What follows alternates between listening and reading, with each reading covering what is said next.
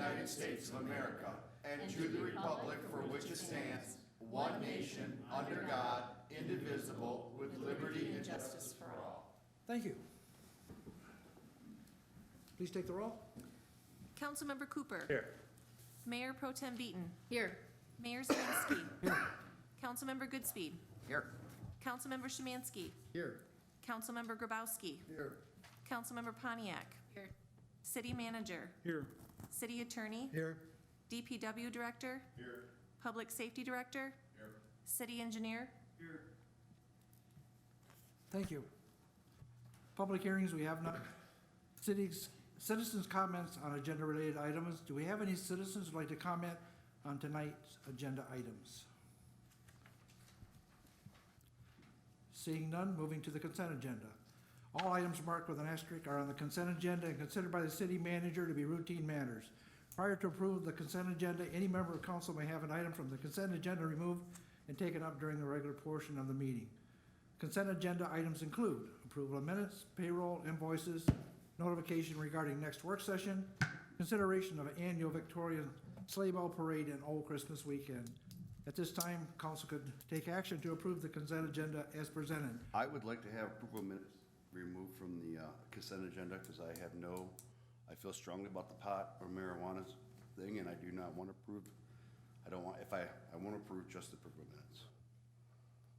There's nothing on here for, Approval of minutes, we have to approve the minutes from the last week's meeting, the meeting. so you want to remove the minutes? I want to approve the minutes and move it down just out of the consent agenda, and move it to make its own line item. Mr. Saylor, ruling? You certainly can do that. You know, the minutes if the minutes are not accurate, you would be able to question them at that time. Okay, so you want to, let me get it straight. You want to remove the minutes and vote on the minutes separately? Yes.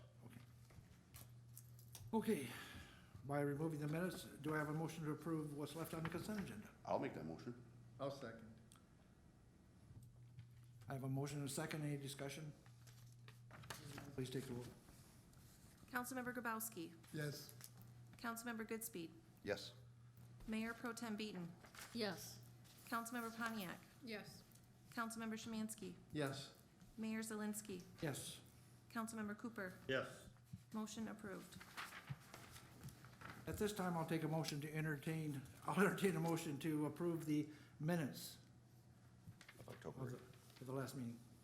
I'll make the motion. Second. I have a motion and a second. Any discussion? Hearing none, please take the roll. Councilmember Cooper. Yes. Councilmember Grabowski. No. Councilmember Goodspeed. No. Mayor Pro Tem Beaton. Yes. Councilmember Pontiac. Yes. Councilmember Szymanski. Yes. Mayor Zielinski. Yes, Motion approved. thank you. Unfinished business, we have none. New business. Consideration of an intergovernmental community pool agreement operation of the Payne Aquatic Center. The original agreement expires on August 12th, 2019. A new agreement has been reached with the Manistee Area Public Schools. The agreement is, for the most part, identical to the original agreement. This agreement is for 5 years and will automatically renew for an additional 5 years unless otherwise amended and signed by both parties in writing. The city annual contribution will remain the same at $40,000. This item was tabled at the August 20th, 2019 council meeting and further discussion at the council work session of September 10th and October 8th, 2019. There's a motion on the table to approve the new intergovernmental community pool agreement for the operation of the Payne Aquatic Pool and authorize the mayor and city clerk to sign the document. Motion was made by Goodspeed and seconded by Szymanski. So we have a motion and a second. Is there any discussion?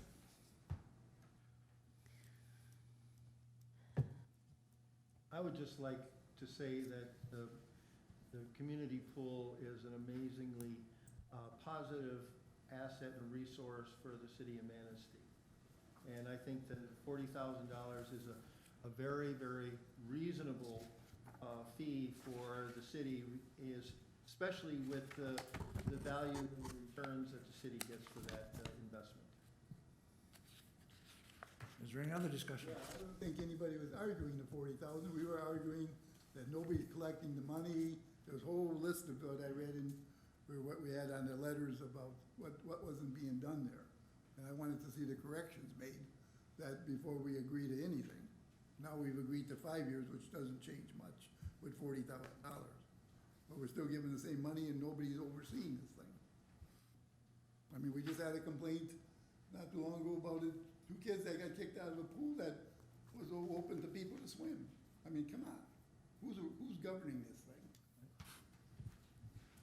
I'm hesitant to vote in favor of this, not because I'm against community pools, but because I don't feel like I got adequate financial information from the school regarding the usage of the pool.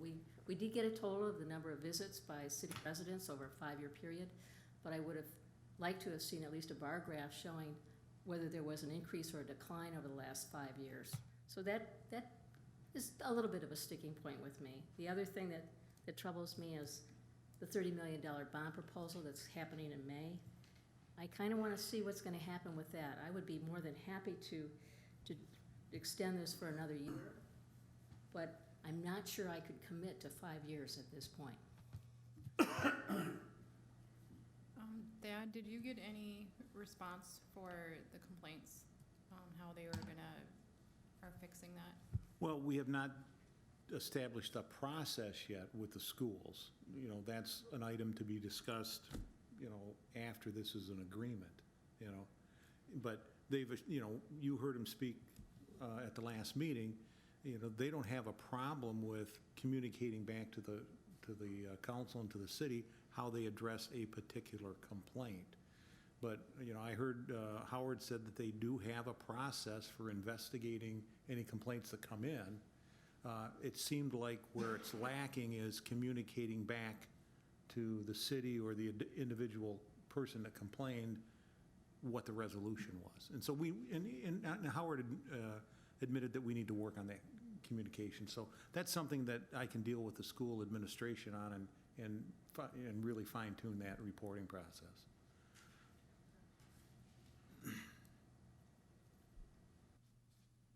Anybody else? I have a question for Mr. Saylor. We have an out clause, if you will, that either party can back out. Does that mean either party can back out? It kind of sounds like it takes the consent of both parties in order to stop you. It does. Where's our, Yeah, that's right. Right here, on page, that's the one you and I talked about.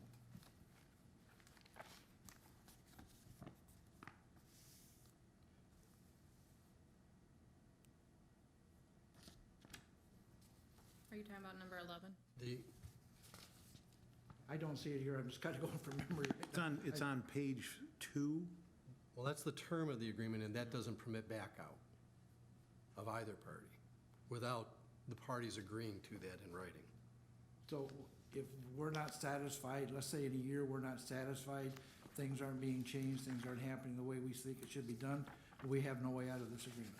The section 5, if MAPS does not comply with one of the requirements here, acceptable pool hours, user fees, maintain the pool, or otherwise breaches the agreement, you'd be able to provide notice, 60-day notice, that you're exiting from the agreement. Of course, that is subject to our, they're having defaulted under one of their obligations. It doesn't let you just back out for any reason or no reason at all. It would have to only be for their violating some provision in the agreement. A lot of our contracts, as you're probably aware, do have the ability of the city to just get out of the agreement for any reason or no reason. This does not have that. I guess one of the complaints I hear a lot, not a lot, but I hear is that and I'm just using this as an example, it's not clean. If that was to continue, could council at that point say, you're not keeping the pool clean, we're just gonna. The failure to comply includes failing to maintain the pool, that the city then could provide 60 days of notice, that this says the agreement is null and void, and withdraw from the obligations under the agreement. I guess what I'm trying to do is make some council members maybe feel a little comfortable that we do have some control and that we do have a way to not continually promote something that is not good for the community.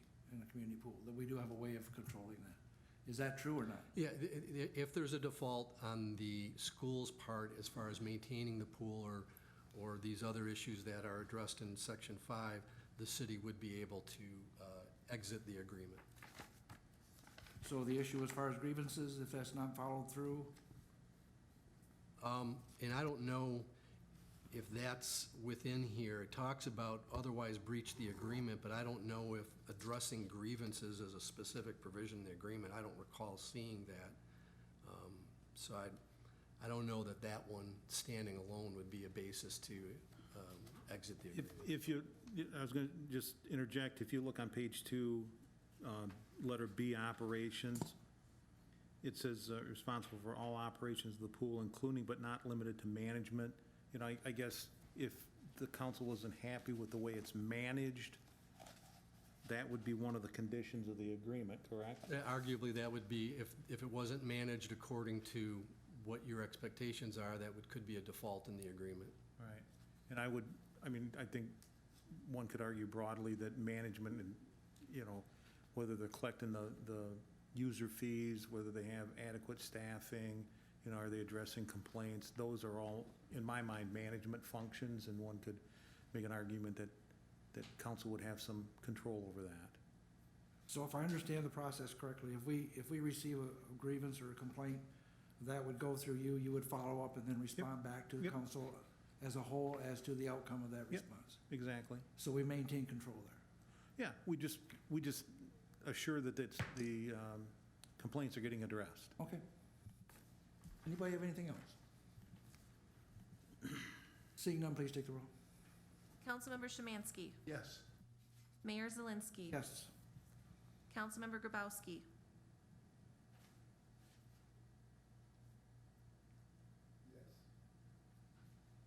Councilmember Goodspeed. Yes. Councilmember Pontiac. Yes. Councilmember Cooper. No. Mayor Pro Tem Beaton. Regrettably, no. Motion approved. Thank you. Notice on communications announcement. Tonight we have the Ramsdale Regional Center for the Arts making a presentation. Xavier? Good evening. Good evening. Well, this is a surprise. I didn't think I'd make it this far. You see, my wife's pregnant, Oh, and I was told that this baby was coming 2 weekends ago. wow. So I was sure I was gonna miss this meeting, but I'm glad to be here today. Now, I have this phone If you run out the sit door, we'll- right here. If I get this call and it's from my wife, I have to pick it up. She Absolutely. knows I'm here, so if she's calling, it's for good reason, so. So glad to be here. I'll tell you a little bit about what's happened in the last year and share with you the growth of everything since we've been around, almost 3 years ago. So the clicker, perfect. You want to press down. So I to the- gotta- Press down. Bam, there it is. Okay. So our organizational structure hasn't changed much. I would like to make note, our board of directors did go through some change in the officer positions. Dave Mix is now sitting president, and Rosalind Jaffley vice president. Sarah Helge is now our past president, and we just want to thank her for everything that she's done to get this organization started and everything that she did to get me on board and really get us to where we are today. We like that she's still on the board, and so we haven't really lost anybody. We just did a shift in the officer positions. We still have a strong staff that we're maintaining, as well as our volunteers.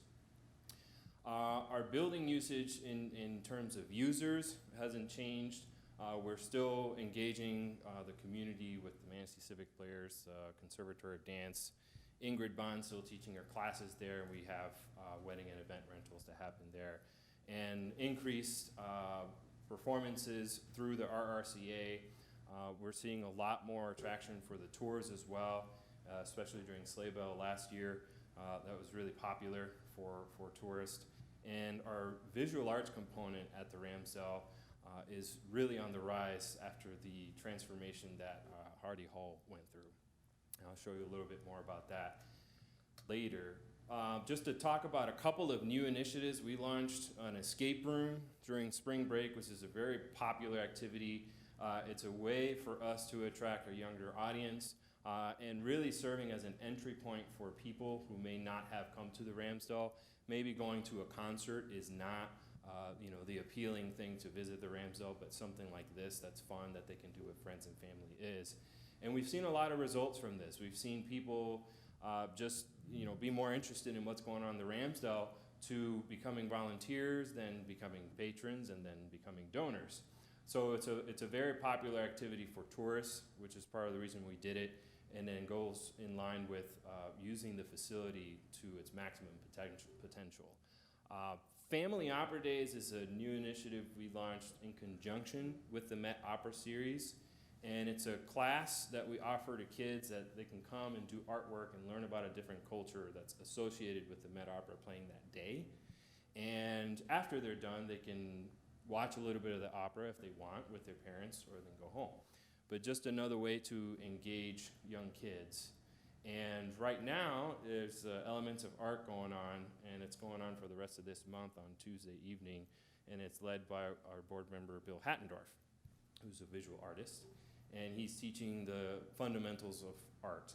And so we're doing a lot more of these classes just as another way to offer something to our community. By the way, that picture of the escape room, those are staff members from the Michigan Council for Arts and Cultural Affairs. So that's our statewide arts council that visited here in Manistee and did that after a full day of a grant panel that they hosted for the community. So Hardy Hall went through a major transformation. I want to thank Councilmember Szymanski for his connection with Habitat for Humanity, which was a huge help in making this project come to life. The reason why this room went through a change was because we were having conversations with visual artists about doing shows in the room, and they were declining, respectfully. But unfortunately, the red panels were too much of a distraction with their artwork. And so we needed to make a change if we wanted to attract this group of community citizens and bring more and different variety of pieces to Hardy Hall. So we worked together with the community to make this happen, took the red panels down, and we stored those. We didn't get rid of them because we know that that was a big part of project in Hardy Hall back in the day.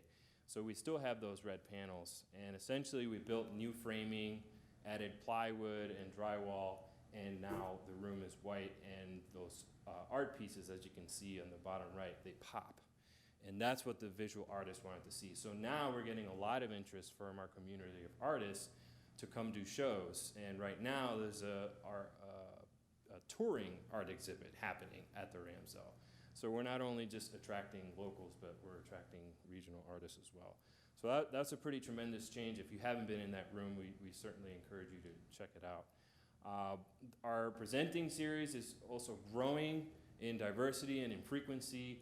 We've booked, any number of acts, from vocalists to pianists to magician and illusionists to tribute bands.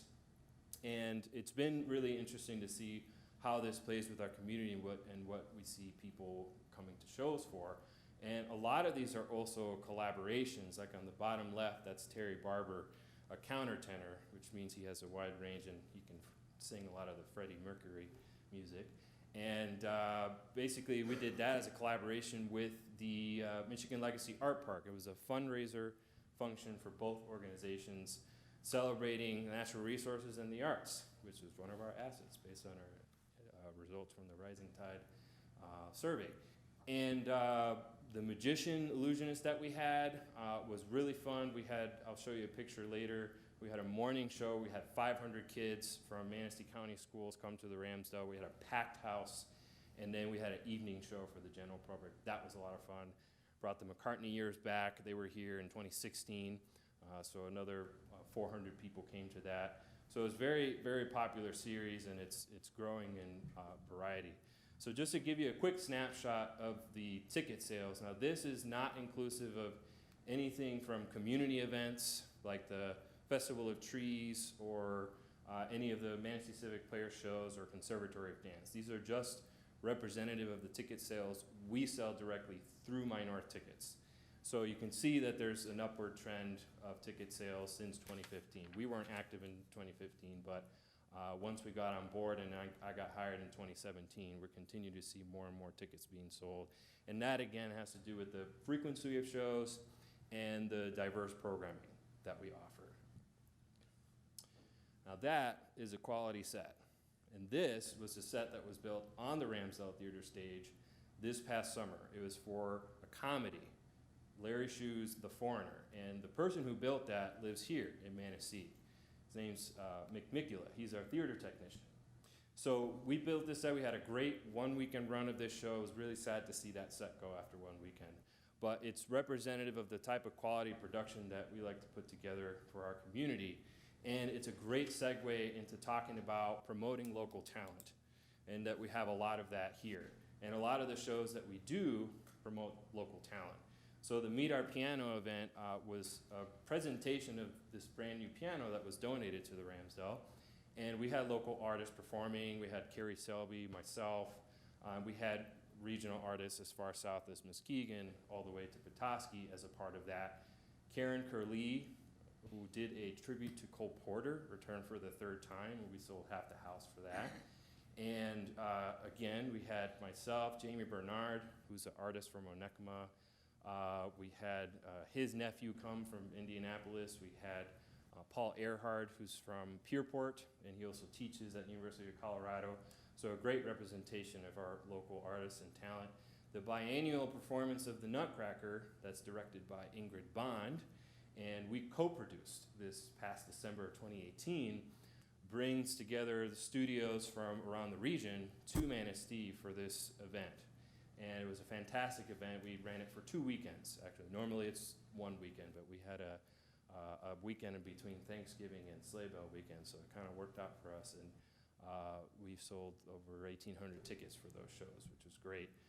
My percussion trio has played here a couple of times, and there's another picture on the bottom left of another theater production, Escanaba in the Moonlight, also built by Mick Mikula, and it was directed by Rick Plummer, and all those actors are local actors.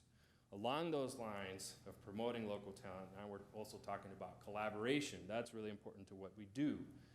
This August, we had Wayne Wiesner from Bear Lake do a presentation of his kids' annual magic show, and this was the 5th iteration of that. He came to us and said, well, I have this barn. It's got a capacity of 100 people. We were at capacity last year, so we'd like to do a show at the Ramsdale. I said, great, let's go, let's do it.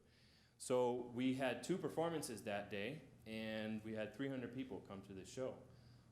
So that was great. So we solved that problem, and they'll come back in a couple of years. They're going to take a vacation next year. But it was a great representation of, again, promoting local talent and really good collaboration to bring something special to Manistee. And on the right was a fabulous presentation of the Ernie Pyle show that was directed and also performed by Rick Plummer. And it was in conjunction with the Tight Lines for Troops weekend. They were actually one of the sponsors, but they were more than just a financial contributor to the whole weekend. We actually worked with them to fit this in the schedule for all the veterans that we're trying to celebrate and thank for their service. So we couldn't be happier with the results of that event. And I know there aren't very many World War II veterans around. I was happy to see that there were at least 2 or 3 in our theater that night. So that was pretty special. And along the lines of collaboration, this is for the 2nd time, working with the Old Kirk Museum and Vogue Theater to produce midweek mornings in Manistee, giving the community an opportunity to do something every Tuesday, Wednesday, Thursday at 10 a.m., all of July, all of August. And this to say that we had a study done and identified all of the threats to Manistee, and we said that lack of collaboration and negativity are one of them. And I just want to express that that is not anywhere in our values, and it doesn't exist within our walls. And we promote good collaboration, and we hope to inspire others to do that and do more of that.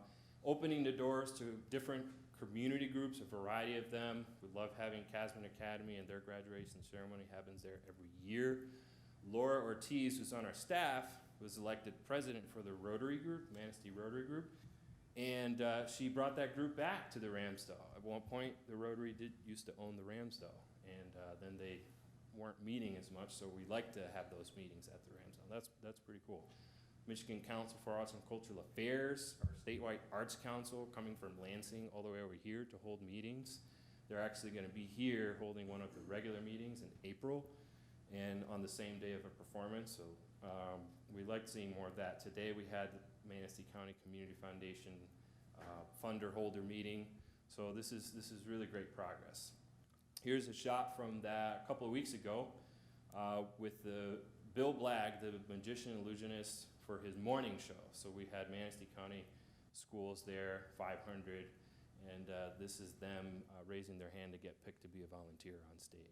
So, all right, so in the numbers, in terms of surveys and how we get to know our audience, I always send out a survey after every show, and I ask them general questions about how far they're driving from, what's their age, are you here for the first time in Manistee, are you here for the first time at the Ramsdale?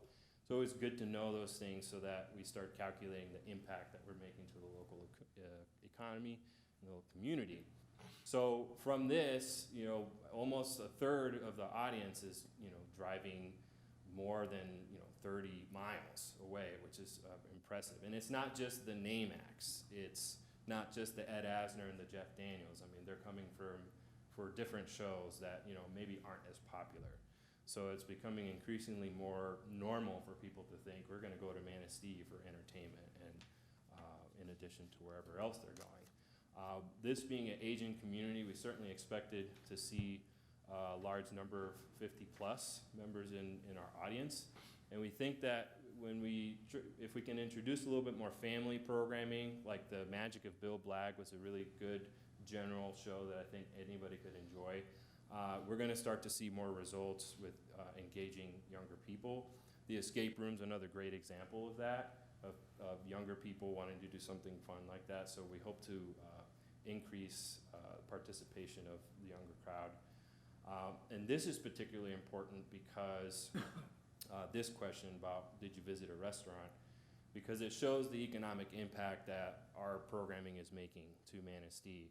And so almost 70% of the people say that they visit a restaurant on the night of an event. And the national average of money that's spent for every patron after they buy a ticket is $20. And that's inclusive of gas and maybe staying at a hotel and food. And lastly, we're seeing new people, new visitors to Manistee and new visitors to the Ramsdale. And I would bet that first visit to the Ramsdale is actually a lot higher. We obviously don't get a response from everybody on those surveys, but I always do a curtain speech, and I always ask, is this your first time at the Ramsdale? Raise your hand. And I usually get about half the audience responding to that. So I would bet to think that number is actually a lot higher than that.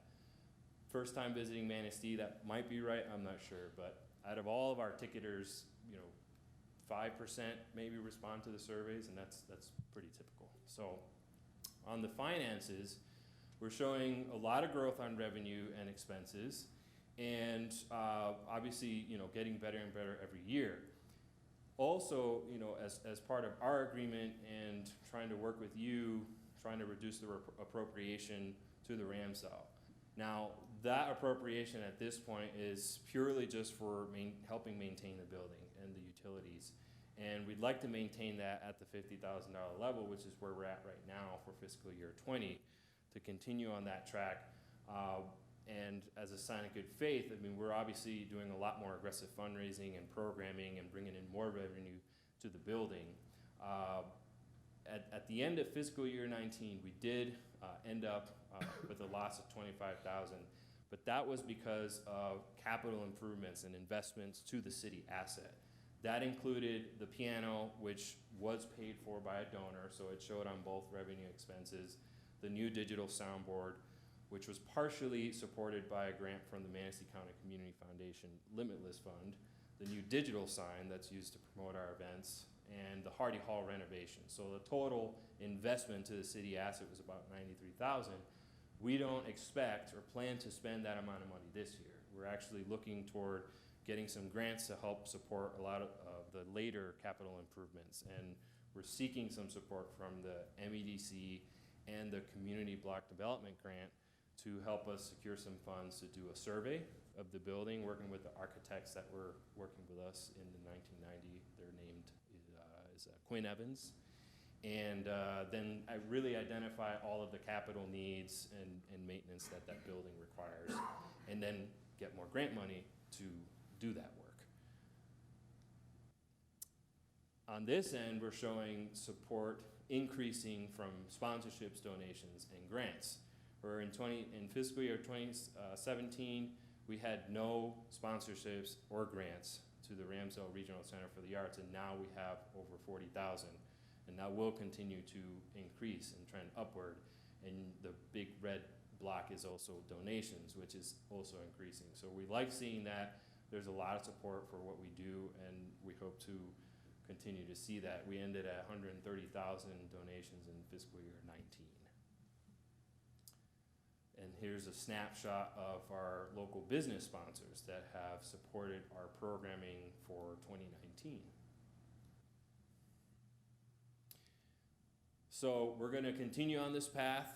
A long road ahead of us, but we are definitely strategizing to maintain this growth. We've also partnered with Canary Consulting, which is a firm out of Grand Rapids.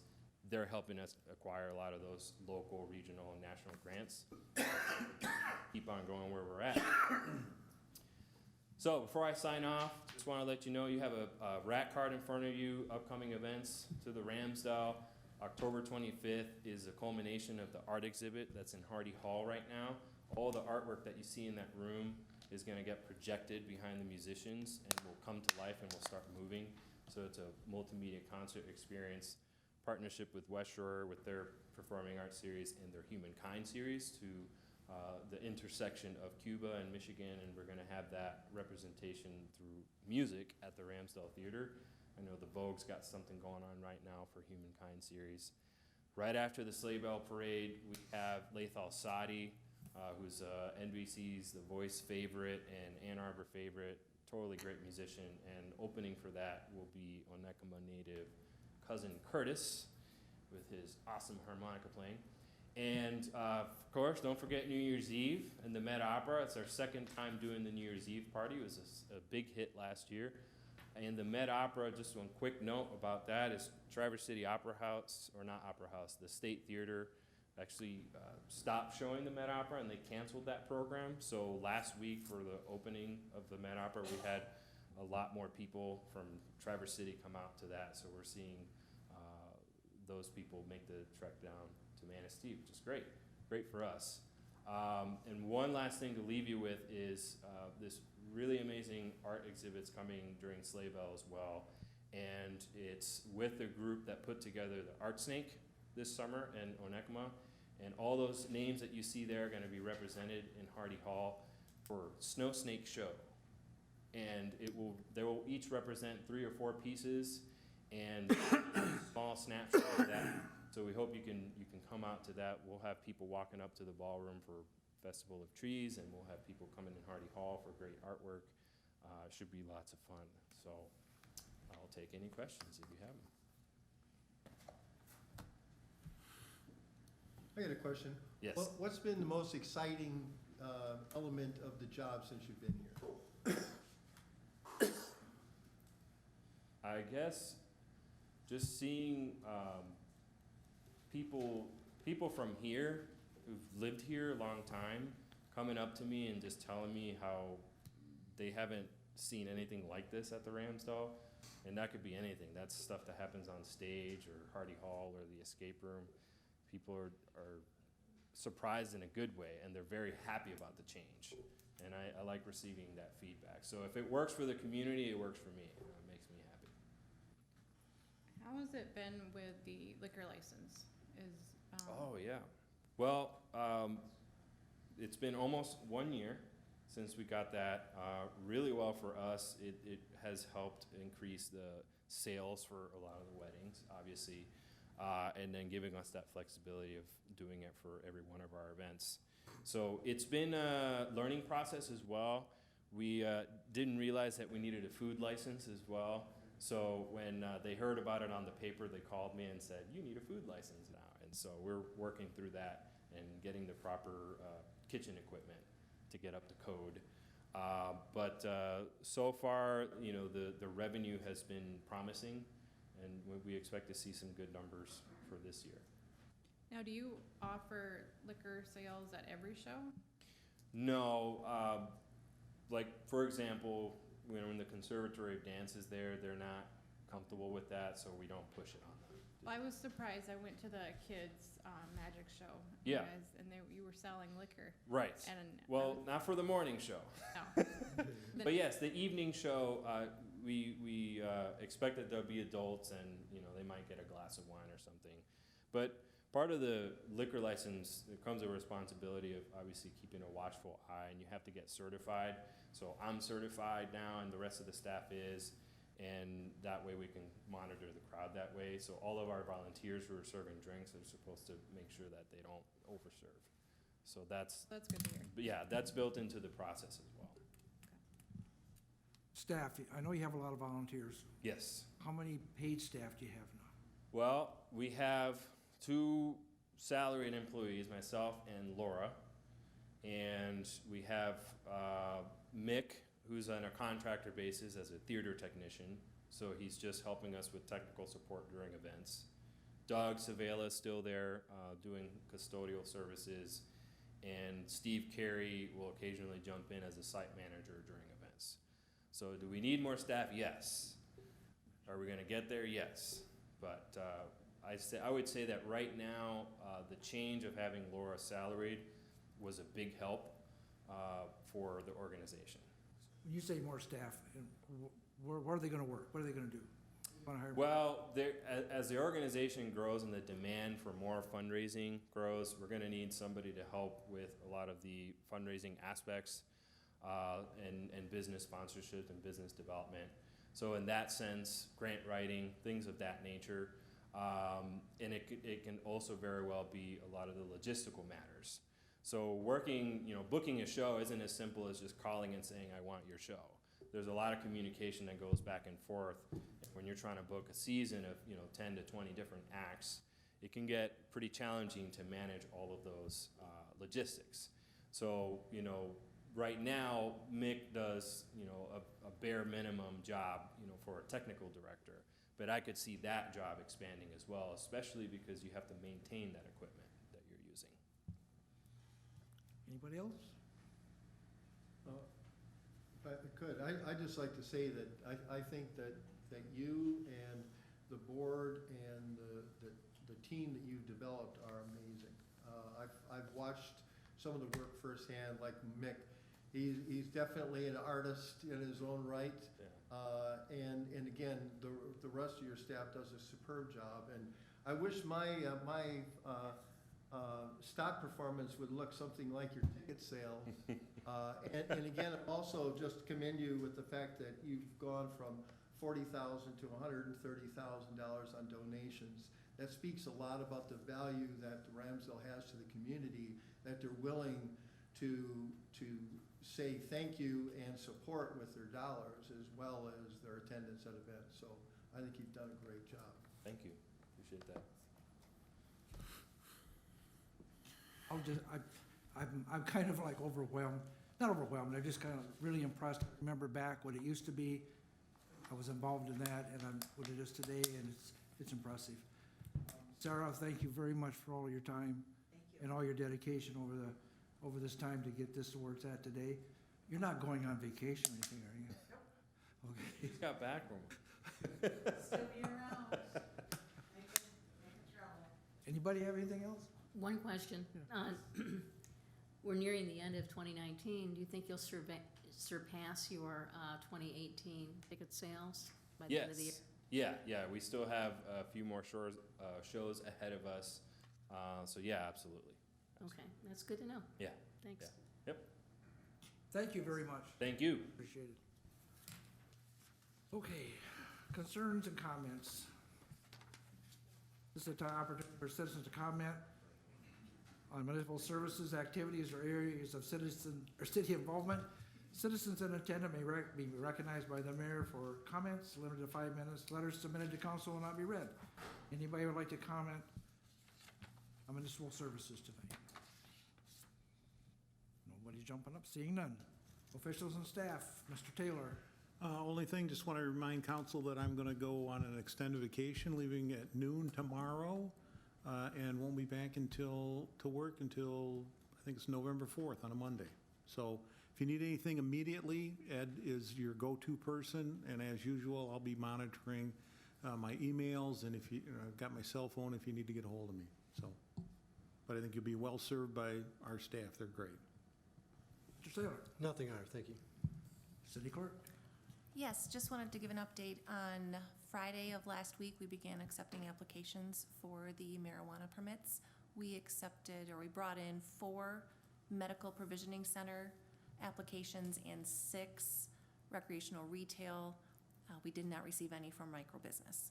So just wanted to give you an update on that. Thank you. City engineer. Nothing, Your Honor. DPW. Nothing, Your Honor. Chief.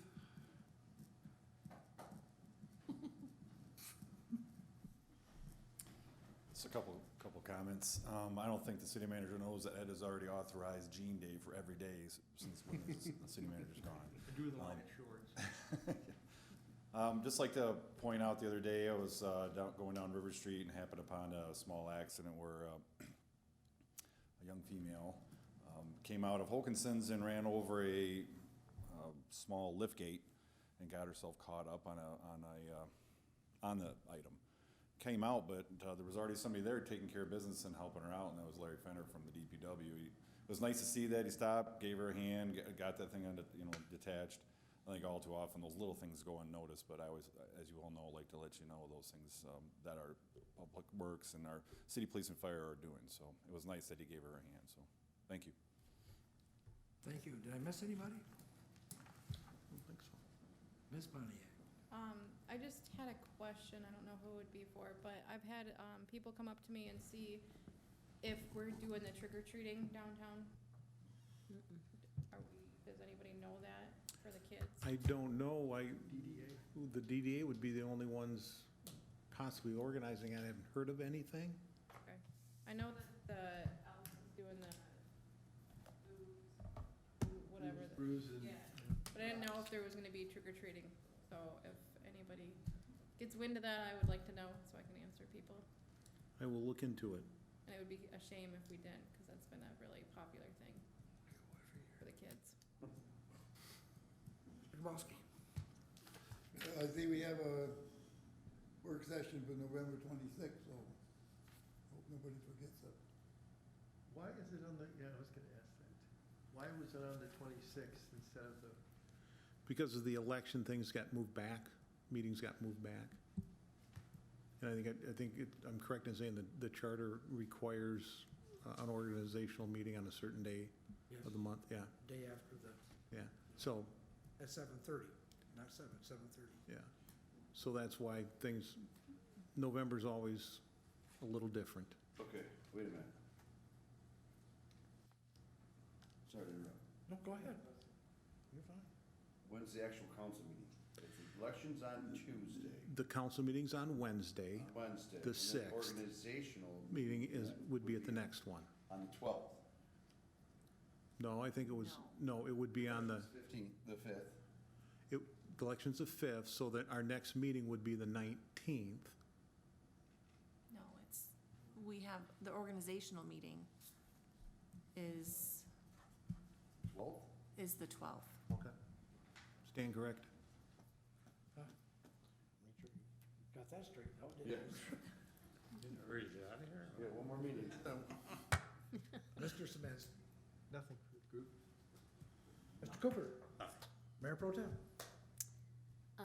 Nothing, other than just want you to know that my front yard is completely decorated with Halloween blow-ups that my husband's put up, and we're getting lots of drive-by, so feel free to drive by, take a look. I have nothing. Come on, you gotta have something. Chip, you only got one meeting left. I have one meeting left. One meeting. Oh, okay. I have nothing except to thank everybody who participated. With that, I'll take a motion to adjourn. I'll make it. Adjourn. Have a good vacation. I'm gonna